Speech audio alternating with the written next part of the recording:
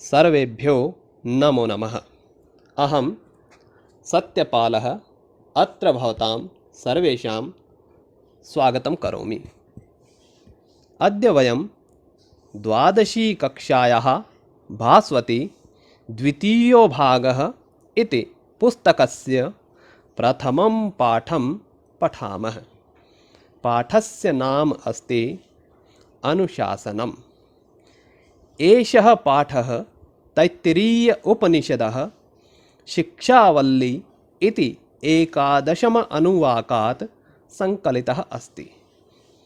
अर्थात यह पाठ तैत्तिरीय उपनिषद के शिक्षावल्ली इति 11वें अनुवाक से संकलित किया गया है। 11वें अनुवाक का नाम शिक्षावल्ली है तैत्तिरीय उपनिषद के, तो वहीं से इस पाठ को लिया गया है। अत्र आचार्यः स्वशिष्याय जीवनोपयोगिनीं शिक्षां प्रददाति। अपने शिष्य को स्वशिष्याय जीवनोपयोगिनीं शिक्षां, जीवन में काम आने वाली शिक्षा प्रददाति, देते हैं। आगम्यतां पाठं पठामः। अनुशासनम्। पाठस्य नाम अनुशासनम्। अनुशासनम् इति शब्दस्य अर्थः अत्र आङ्ग्लभाषायाः डिसिप्लिन् इति नास्ति। अत्र अनुशासनं शब्दस्य अर्थः अस्ति शिक्षा। आचार्येण स्वशिष्याय दत्ता शिक्षा। सम्प्रति भवतां समक्षं प्रथमं पृष्ठम् अस्ति। अस्मिन् पृष्ठे पाठस्य सरलीकरणं कृतमस्ति। यत्रापि सन्धिः वर्तते तत्र तत्र सन्धिच्छेदः कृतः अस्ति। कठिनशब्दानाम् अर्थाः अपि दत्ताः सन्ति। अस्तु, पठामः। वेदमनुच्याचार्योऽन्त्यवासिनम् अनुशास्ति। सरलीकरणं पश्यतु अस्य। वेदम् अनुच्य आचार्यः अन्तेवासिनम् अनुशास्ति। वेदम् अर्थात वेदशास्त्रादिकम्। अनुच्य पाठयित्वा। आचार्यः गुरुः। अन्तेवासिनं शिष्यम् अनुशास्ति, शिक्षयति। अर्थात वेदशास्त्रादि पढ़ाकर आचार्य अपने शिष्य को शिक्षा देते हैं। यहाँ वेदशास्त्र आदि पढ़ाना अलग शिक्षा है और जीवन उपयोगी शिक्षा अलग शिक्षा है। इस पाठ में जीवन उपयोगी शिक्षा के बारे में, नैतिकी शिक्षा के बारे में बात हो रही है। तो जो शिक्षा देते हैं वह शिक्षा आचार्य वेद शास्त्र आदि पढ़ाने के पश्चात जब गुरुकुल से या आश्रम से शिष्य अपने घर की तरफ प्रस्थान करता है। तो वेदम अनुच्याचार्यः अन्तेवासिनम् अनुशास्ति। अर्थात वेदशास्त्रादिकं पाठयित्वा गुरुः स्वशिष्यं शिक्षयति। किं शिक्षयति? अग्रिमे लिखितमस्ति, सत्यं वद। अर्थात सत्य बोलो। किं वद? सत्यम। तर्हि किं न वद? असत्यम। धर्मं चर। चर अर्थात आचरणं कुरु। कस्य आचरणं कुरु? धर्मस्य। किं चर? धर्मं। किं न चर? अधर्मम्। अधर्मस्य आचरणं न कुरु, धर्मस्य आचरणं कुरु। सत्यं वदतु, असत्यं न वदतु। स्वाध्यायान् मा प्रमदः। सरलीकरणं पश्यतु। स्वाध्यायात् मा प्रमदः। अत्र मा इति शब्दः नहीं इत्यर्थे अस्ति। अर्थात मा शब्दस्य अर्थ, मा शब्द का अर्थ नहीं है, निषेधार्थ है। स्वाध्यायात, स्वाध्याय से, अपने अध्याय से, अपने पढ़ाई से। स्व अध्यायात, अपने अध्याय से, अपनी पढ़ाई से, प्रमदः माँ, प्रमदः प्रमाद, आलस्यम न, आलस्य नहीं, अपनी पढ़ाई से, स्वाध्याय से आलस्य नहीं करना है। आचार्याय प्रियम धनमाहृत्य प्रजातंतुम माँ व्यवच्छेदसी। आचार्याय, आचार्य के लिए, कस्मै, आचार्याय, कस्मै, आचार्याय, प्रियम धनम, किम धनम, कीदृशम धनम, प्रियम धनम, आहृत्य, आनीय, लाकर, आनीय लाकर, इसका उल्टा होता है, इसका विपरीत होता है नीत्वा, ले जाकर, तो अलाकर, आहृत्य, प्रजातंतुम, प्रजाया तंतुम, प्रजा के तंतु को, प्रजा का धागा, प्रजा का धागा क्या है, प्रजा किस तरह से चलती है, वंश परंपरा से, तो वंश परंपराम, माँ व्यवच्छेदसी, व्यवच्छेदसी विखंडनम कुरु, माँ नहीं, विखंडन नहीं करना है, आचार्य के लिए प्रिय धन लाकर वंश परंपरा का विखंडन नहीं करना है, अर्थात इस प्रकार से ऐसा न हो जाए कि कहीं वंश परंपरा ही छिन्न भिन्न हो जाए। प्रजातंतुम, वंश परंपराम, विखंडनम न कुरु।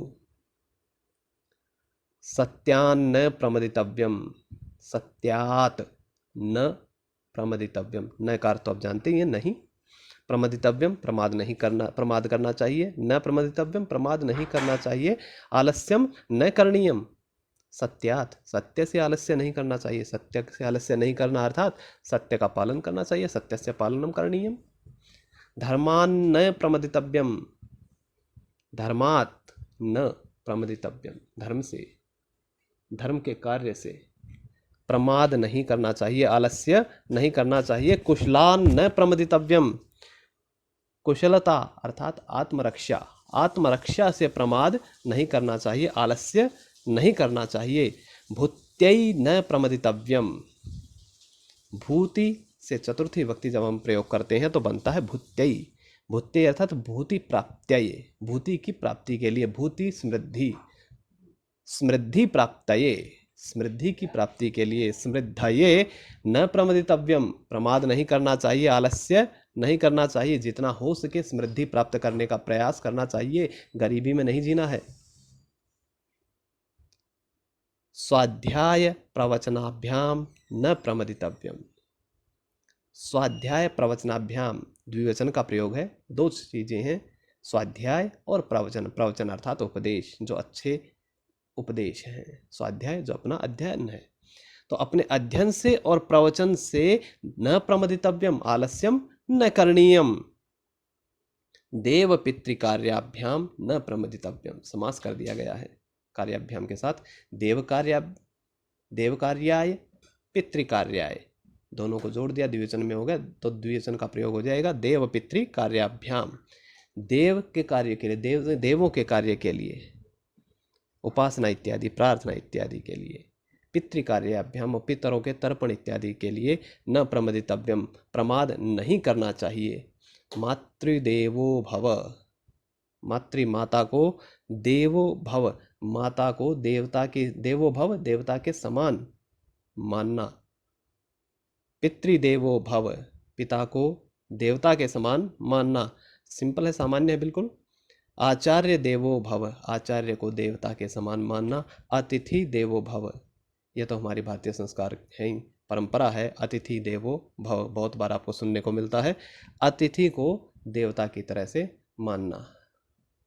तो यहाँ आपका इस प्रथम पृष्ठ पर जो भी गद्यांश है वह पूरा होता है, और इसके बाद इसके नीचे आप सरलीकरण को देख सकते हैं, नीचे इसके बाद शब्दार्थ दिए वो देख सकते हैं, थोड़ा समझने का प्रयास कर सकते हैं, और उसके बाद इसके अगले पृष्ठ पर आपको कुछ प्रश्न दिए जाएंगे, उन प्रश्नों का उत्तर आपको स्वयं निकालने का प्रयास करना है। यदि कहीं कोई समस्या आए तो वह आपको टिप्पणी में अर्थात कमेंट में भेज देना है। प्रश्न देख लीजिए एक बार, प्रश्न क्या है, किस प्रकार से आपको इन प्रश्नों को ढूंढना है, कैसे आपको इनके उत्तर ढूंढने हैं। इन सभी प्रश्नों के उत्तर, ये सामने जो आपके प्रश्न हैं, इन सभी प्रश्नों के उत्तर आपको इस गद्यांश के अंदर ही मिलेंगे, इससे बाहर जाने की आपको आवश्यकता नहीं है। पहले दिया है एक पदेन उत्तरत, यानी एक पद में उत्तर देना है आपको, इन सभी प्रश्नों के एक पद में उत्तर देने हैं। पहले 9 प्रश्न दिए गए हैं, किं पाठयित्वा आचार्यः शिक्षयति। आचार्यः कम अनुशास्ति। तीसरा प्रश्न, शिष्यं कः अनुशास्ति। चतुर्थ, किं वक्तव्यम। पंचम प्रश्न, किम आचरणीयम। षष्ठः प्रश्न, शिष्येण आचार्याय किम न आहरणीयम। सप्तमः, शिष्येण किम न विखंडनीयम। अष्टमः, कस्मात् न प्रमदितव्यम। और नवमः, काभ्याम आलस्यम न कर्तव्यम। इसके पश्चात पूर्ण वाक्येन उत्तरतः। पहला प्रश्न, प्रथमः प्रश्नः, आचार्यः किं करोति। द्वितीयः, शिष्यः वंश परंपरां कथं न विखंडेत। तृतीय, कस्मात् प्रमादः न करणीयम। यदि आप इन प्रश्नों को देखते हैं, दोनों में अंतर है। पहले में एक पद में उत्तर आना है और दूसरे में पूरे वाक्य में आपको इसका उत्तर लिखना है। दूसरे प्रश्न जो आपके सामने हैं, पूर्ण वाक्य में जो जिनका उत्तर आपको लिखना है, इसमें आप कुछ शब्द प्रश्न के ही प्रयोग करेंगे और जो प्रश्नवाचक शब्द हैं उनकी जगह पर आप उत्तरवाचक शब्दों को लिखेंगे, तो आपका प्रश्न का उत्तर पूरा हो जाएगा। तत्पश्चात दिए हैं यथा निर्देशम उत्तरत। हमारे छात्रों के लिए सबसे कठिन कार्य होता है यथा निर्देशम उत्तरत प्रश्नों के उत्तर देना, लेकिन इतना कठिन नहीं है यह। यदि थोड़ा सा ध्यान दिया जाए, थोड़ा सा गद्यांश को समझ लिया जाए, तो इन प्रश्नों के उत्तर ऊपर वाले प्रश्नों के अपेक्षा ज़्यादा आसान होते हैं, अधिक सरल हैं। जैसे प्रथम प्रश्न है, ऐश्वर्याय इत्यस्य पर्याय पदम किम। ऐश्वर्याय ये शब्द आपको गद्यांश में नहीं मिलेगा, लेकिन इसका पर्यायवाची, ऐश्वर्य का पर्यायवाची आपको गद्यांश में मिलेगा, वह आपको ढूंढना है। उसी विभक्ति में मिलेगा, उसी वचन में मिलेगा। जैसे ऐश्वर्याय में चतुर्थी विभक्ति लगी है, तो चतुर्थी विभक्ति का ही शब्द वहां पर मिलेगा। द्वितीय प्रश्न, अनुशास्ति क्रियायाः कर्तृपदम किम। अनुशास्ति क्रिया है, इस क्रिया का कर्तृपदम किम, करने वाला कौन है। यदि आपको अनुशास्ति का अर्थ पता है कि अनुशास्ति अर्थात शिक्षयति, शिक्षा देता, कौन दे रहा है, वो आप ढूंढ सकते हैं उस शब्द के लिए जो शब्द आपके गद्यांश में प्रयोग हुआ है वह शब्द। तृतीय प्रश्न, धनम इत्यस्य विशेषण पदम किम। धनम इसका विशेषण पद, यानी ये एक संज्ञा है, विशेष्य है, इसकी विशेषता क्या है, कैसा। विशेषता जब हम ढूंढने चलेंगे, विशेषण पद ढूंढने चलेंगे, तो कैसा, किस प्रकार का, धन किस प्रकार का। नहीं, चौथा प्रश्न है, नहीं इत्यस्य समानार्थकम पदम किम। नहीं इसका समानार्थक पद, नहीं का अर्थ होता है क्या, आप जानते ही हैं। उसका समानार्थक पद क्या प्रयोग किया गया है, एक हो सकते हैं, दो हो सकते हैं, जो भी आपको उसमें से मिल जाए उत्तर वह आप लिख सकते हैं। पंचम प्रश्न, नीत्वा इत्यस्य विपरीतार्थकम पदम किम। नीत्वा ले जाकर, पहले इसका अर्थ यदि आपको स्पष्ट है तो इसका विपरीत अर्थ, नी जाकर का उल्टा लाकर होता है, क्या इसका अर्थ होगा ये आप देख लीजिएगा। शिष्यम इत्यस्य पर्याय पदम किम। शिष्य इसका पर्यायवाची गद्यांश में मिल जाएगा। अप्रियम इत्यस्य विलोम पदम। अप्रियम इसका विलोम पद, उल्टे अर्थ वाला पद क्या होगा, ये आप ढूंढ सकते हैं। इन सभी प्रश्नों के उत्तरों को आप गद्यांश में ढूंढ सकते हैं और गद्यांश में ढूंढने के पश्चात इन सभी प्रश्नों के उत्तरों को आप मुझसे पूछ सकते हैं। नहीं तो इसके पश्चात अगली बार जब हम मिलेंगे, जब दूसरा पाठ करेंगे, उससे दूसरे पाठ से पहले ही इन सभी प्रश्नों के उत्तर आपके सामने, आपके पास भेज दिए जाएंगे। आप उनको यहीं से देख सकते हैं और अपने प्रश्नों को मिला सकते हैं, उनके उत्तरों को मिला सकते हैं। जो ठीक है वो ठीक है, जो गलत है उनको क्यों गलत है वो देख सकते हैं, और फिर भी समझ में नहीं आए तो आप मुझसे पूछ सकते हैं। धन्यवाद। पुनः मिलामः। जयतु संस्कृत।